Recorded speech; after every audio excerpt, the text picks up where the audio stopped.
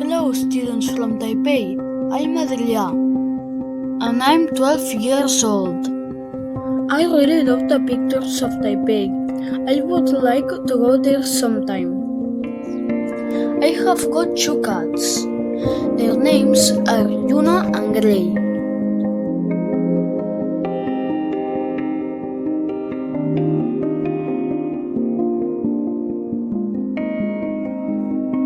Melody's cat is so cute.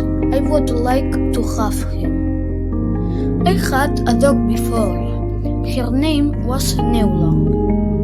I'm studying first FESO. My favorite subjects are science and English. My hobbies are hanging out with my friends and playing video games.